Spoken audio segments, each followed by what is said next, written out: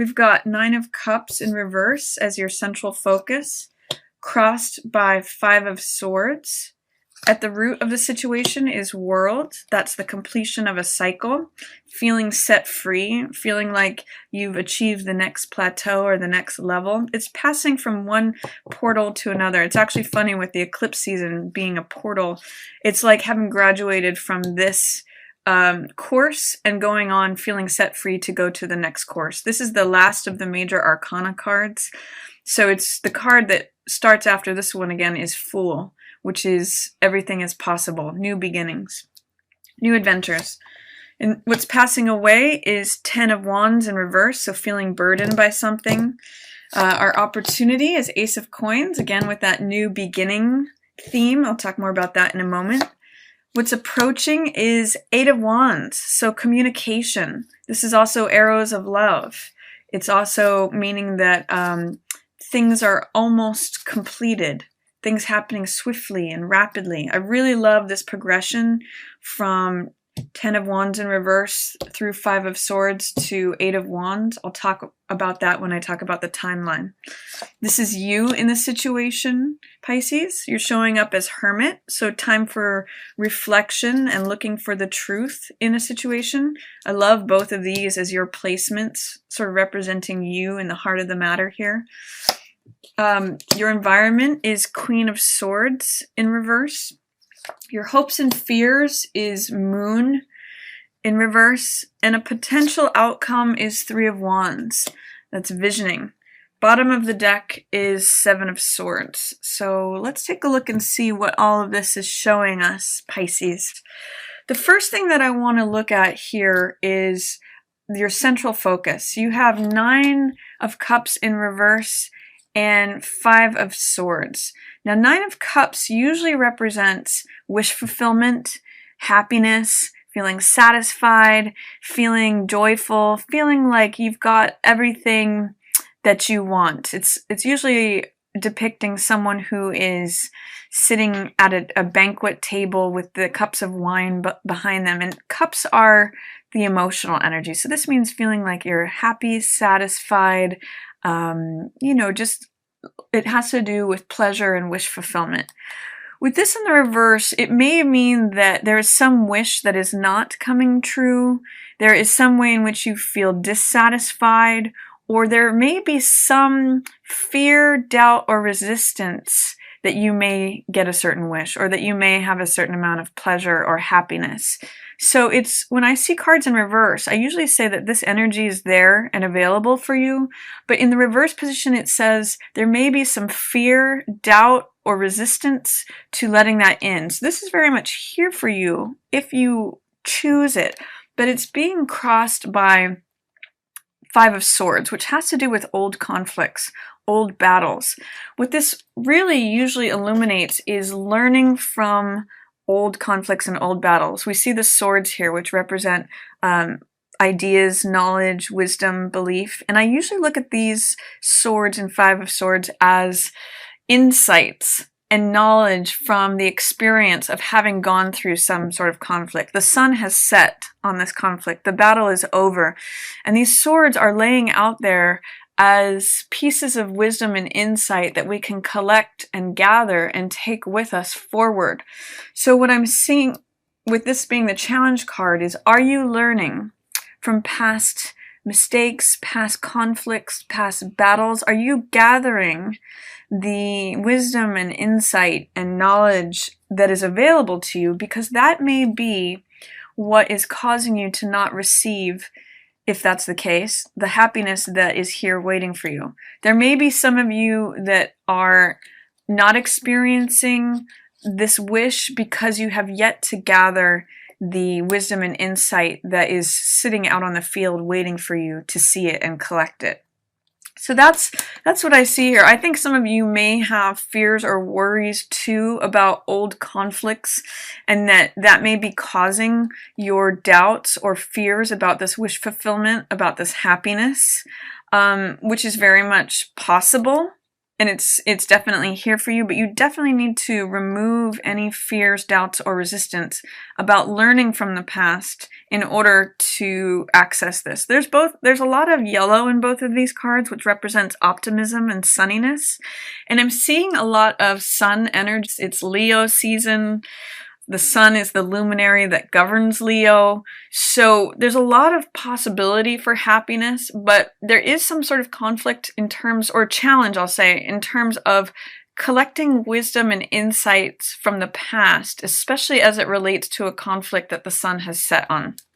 So that's what's going on as your central focus, Pisces. At the root of this is some sort of graduation from a cycle. This is the World card, and this means being set free, feeling liberated, again, going through some sort of cycle and coming to the end of it. It usually means leveling up. It means feeling supported by the whole universe. You know, you can see this woman dancing naked, and she's just being completely herself, completely honest with who she is, and she's got the whole universe supporting her. And this is a wreath of laurels, which represents triumph and success and victory, and going from that prior situation, you know, Five of Swords potentially, through to the next thing of feeling free, feeling open, feeling like you're ready for the next chapter.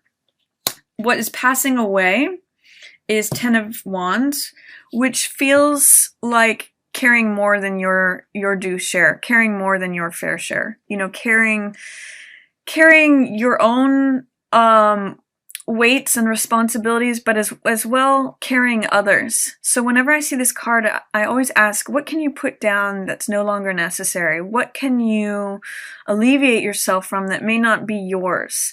And with that, in the passing away energy, I see a lightening of the load.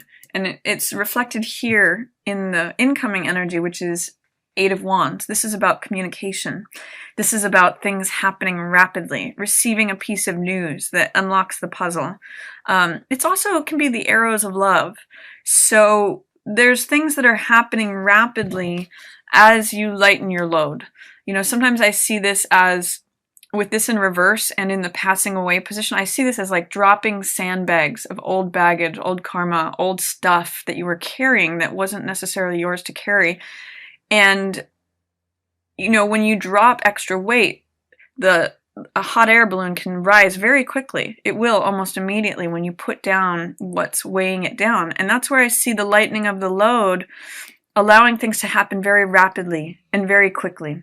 And it has to do with this, you know, insights about some past conflict. That is what is blocking, or that is what's challenging your present happiness or your present potential for happiness.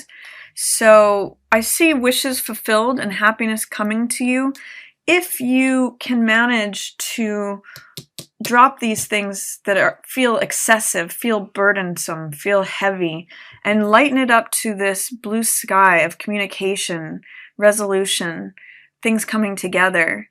Again, arrows of love.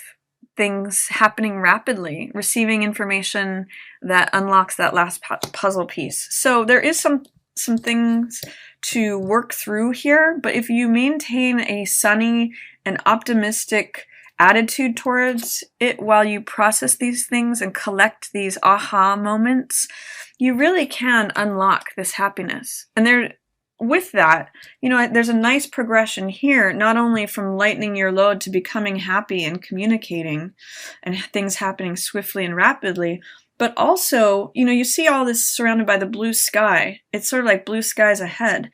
You go from a place of being liberated through this happiness to a new beginning. This is an invitation to a new garden, new lifestyle, new job, new relationship, new way of living. It's an open invitation for you to walk through this door and into the garden that awaits you. It's actually very similar imagery to this World card, where there's a portal, and that makes sense with the eclipses happening. So I really like that for you, Pisces. This is also because it's an ace, this is also the beginning of something that's very stable, very grounded. It's very solid. So I like that. That's your opportunity, is to receive that gift that is coming to you. But there's just a little bit to process here, potentially from the past, you know, learning lessons from the past, gaining insights, wisdom, knowledge, experience from a past conflict. But if you can process through that, it will lighten your load, and you will have this communication ahead, things happening swiftly and rapidly. I do see that maybe a lot for you will be you reflecting on things, what's true and what's not true. This is Hermit, which has to do with truth with a capital T. He casts off all the extraneous things from the outer world and goes within. He separates himself from the rest of the world and holds up that lamp of the truth to say, okay, what is really real? Aside from all the noise and the chaos and anything else, any external stuff that is going on, what's really true? And he's really honest with himself. He gets really quiet and goes within and says, okay, aha, now I see it. I see this. Here's the lamp of the truth. It's holding up and illuminating everything that's real. So you may be, it works with the retrograde right now, Pisces, with all these planets in retrograde motion. It actually is a really good time to go within and really get clear about what is true. I see with your card of the hopes and fears, it's the moon in reverse. There may have been some secrets that were let out, and you may have some hopes and fears about potentially more secrets coming out, or identifying what is rational versus what's irrational. You know, trying to identify, this is another card of illusion versus truth. So the moon has to do with what's changeable versus what's permanent. It has to do with allowing deep-seated emotions to come up for evaluation between our left brain, that's represented by the dog here, and our right brain, which is represented by the wolf. What do you know instinctually? You know, what is it that you know on a gut level versus what can you analyze and process with your mind? The moon does not exude its own light. It's a reflection of the light of the sun. So in that way, it represents things not always being what they appear. So in your hopes and fears position, it may be that you're afraid that things may not be what they appear, or that they're not being reflected or illuminated honestly. It's very interesting with these two cards that depict the light. The light always is a representation of the truth. And so Hermit here has captured the light in his lantern, and he's holding the truth up for everyone to see, but especially for himself. And the moon is an evaluation of light that is sometimes true and sometimes false. It's changeable. It depends upon what day it is, what time of day it is, what, you know, where the moon is at in its phase. So it really has to do with letting emotions come up for evaluation. What's real, what's not real, what's honest, what's dishonest, what is actual versus what's fantasy, what is illusion versus what's truth. So there's some issues regarding that, and it looks like there may be some untruths floating around in your environment. This is Queen of Swords, which is sometimes depicting of an air sign. It could be a Gemini, Libra, or Aquarius in your environment, but in the reverse, this is usually someone who is not speaking the truth. In the upright, Queen of Swords is very clear with the truth. She defends her boundaries. She's very clear about her speech. She's very distinct with things. She uses clear and precise language, and she's holding the sword of the truth. In the reverse, this can mean cutting people out abruptly, being sharp, being a little cutting sometimes, or it can also just mean a non-commitment to the truth, you know, things that are being said that are not truthful. So I really see an evaluation here, Pisces, of what is true for you versus what is not, or what is changeable, what's illusion, what's fantasy, what's reality. That's really up for analysis here.